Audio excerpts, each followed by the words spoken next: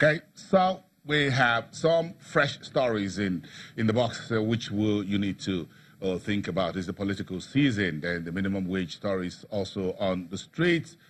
As we got the new IMF global economic outlook, shaving the global economic GDP to 3.7% for this year and next year, says the growth has plateaued and that Nigeria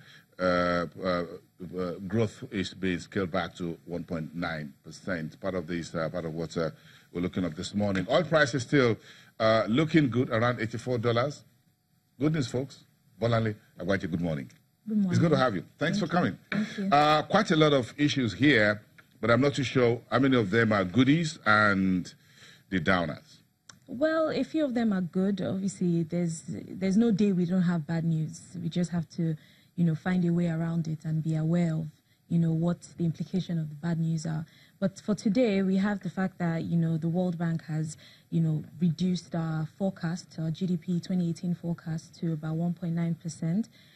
It's bad news, but it's no cause for alarm in the sense that we've all seen the pattern of what has happened over the past few months. If inflation has changed its course, we're having a lot of capital reversal flows. So, it's normal that the World Bank would take all these factors in, and considering the political atmosphere as well, we do expect that. And GDP figures that was released a few months ago, so they would digest this and make their forecast based on that. But in actual fact, it's no cause for concern in the sense that last year was still doing a lot better than what it was last year and even the year of the recession. So it's something to think about, but it's not so much of a bad news.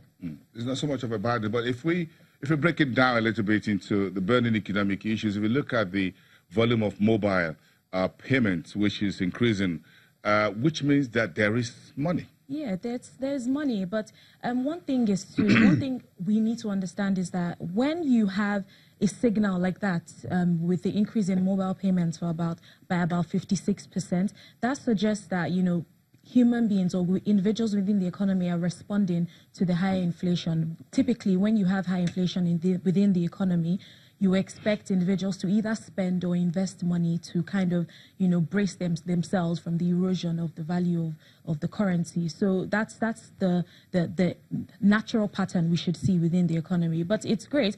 It also signals the fact that, a lot of millennials are switching to their phones to, and they depend more on these mobile payments. They have good phones that they can rely on. They trust the system, and as much as, we have the standard payment methods, which is the internet banking, there's also another substitute. But in actual fact, it's still a very small amount compared to the money supply. Mobile app is the end thing. Yeah, what's it called? Fintech. Yeah. Folks just want everything at their fingertips. And easy is also easy as well for them, because it also reduces the stress of either going to a bank. Most people are now looking for ways to just do things within the comfort of their home, and also it also increases the educational system within the economy, in the sense that in a few years back, or a lot of years back, a lot of people didn't know how to use phones for anything. So it advances our literate level, educational level, actually human development. It contributes to our human development index as well. Maybe we haven't really factored that in, that this entire mobile telephony thing would actually be increasing the pace at which the young ones learn, and we all get educated and familiar with today's world of internet technology and what have you. Yeah. But again, what will happen when minimum wage eventually arrives? What's your take? Should be 20, should be 50, 100? Well, deciding a figure is a bit tricky because, right now the government is only thinking about the fact that can they sustain this new minimum wage. It's something that is good for the economy, despite the fact that we've had inflation numbers go up to significant very high amounts, and it kind of erodes the spending or the disposable income of many individuals. So it's normal to have individuals within the economy cry about the fact that their wages cannot buy what they used to buy a few years ago. But from the government side as well, can they also sustain this new minimum wage? Can companies also sustain it, despite the fact that they are just recovering from the recession? increasing labor costs would, I don't know, it's more or less going to have very negative impact on the books of some of these companies, the government, and it's a very tricky situation. It's interesting to know what the government will decide on. You know, the trade unions have been relentless when it comes to, you know, strikes and making sure they actually get what they want. So we understand that by today or tomorrow we should know what the new figure would be. We should have an idea of what that figure would be, because the minimum wage is something that once you turn on the tap, you can't turn it off. No. With your minimum wage comes pensions as well. Because once you raise wage, which is the basic, the minimum wage, something goes on top, then there's something on top of it. So it's a very big portfolio. It's not just about the wage, but about the pensions you're going to pay and things like that. So it's a corollary. It is, and right now I think it's nice if the government now does it, because it adds to their, you know, voters to sentiment. Yeah, exactly. So I'm sure they're also, as much as they're thinking about the cost of it, they're also trying to think about the benefits. Would that, you know, put smile on the faces of many voters? It's been done before. It's been done before. Yeah. Before the elections, minimum wage is announced and what have you. Maybe the Labour folks they know the right time to push for it, and so as to get it done. So let's break it down to what are the goodies and the downers. What makes me smile and what doesn't? What makes you smile today? The velocity of money in circulation has increased. That interpretation is that money supply actually circulates about 4 times, which is great, but it's also inflationary. I think that's the only good news we have for today. But looking at the bad news, we have that diesel price has spiked 5% to about 250 naira per liter, which is not so great for commodity prices. I'll go straight to the top of that page on the screen, the right page, which is the price of rice. Yeah, price of rice. The Minister of Agric and Rural Development, Audu Ogbe, Honorable Minister Audu Ogbe, warned just about a week ago that the floods in Kebbi, Kogi, Anambra could affect rice supply next year. This is not good news ahead of Christmas. No, it's not. But last time we spoke about it, we already expected that this was going to feed into, you know, prices. It's not just rice, tomato, beans, you know, we're seeing a trend where these commodity prices are going up. On the supply side, we're seeing shortage of supplies due to the natural disasters we've seen within some states within Nigeria.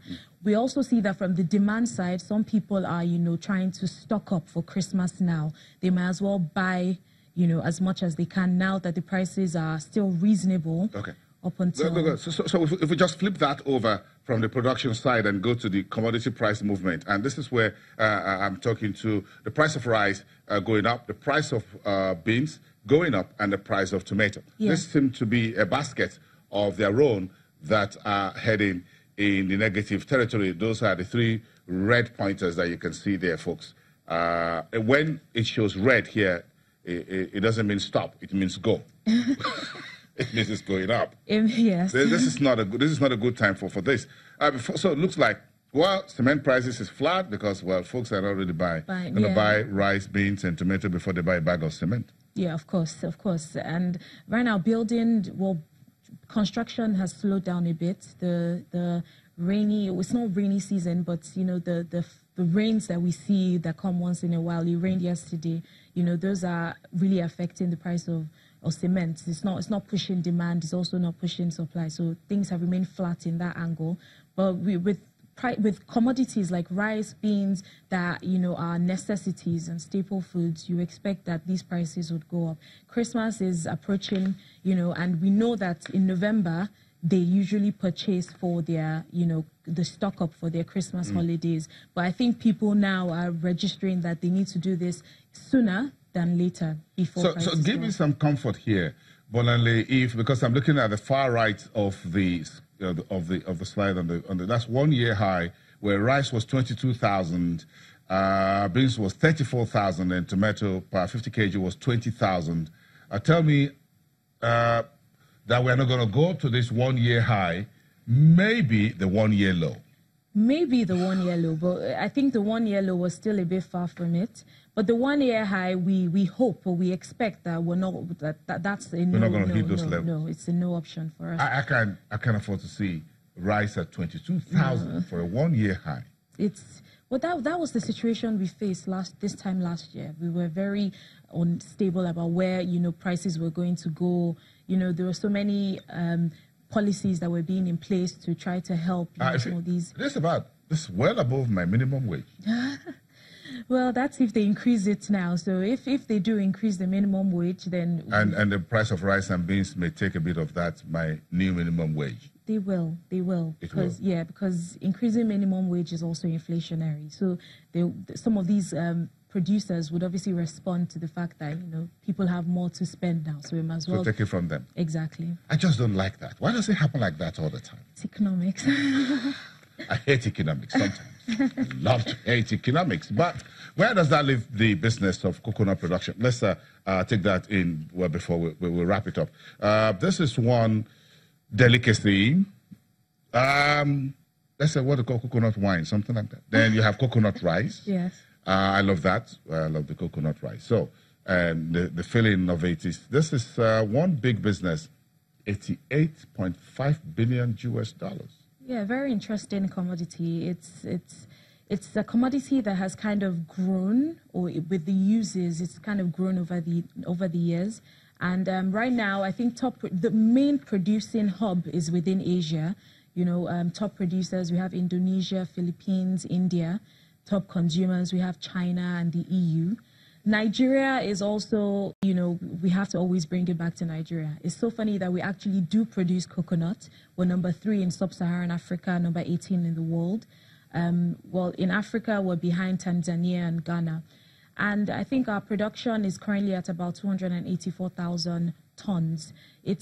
Our potential is about 1 million, but as we say, when it comes to agriculture, Nigerians usually take a back seat. So this is another commodity that can actually benefit us, considering the fact that the price of this particular commodity has increased by about 50% in 3 years.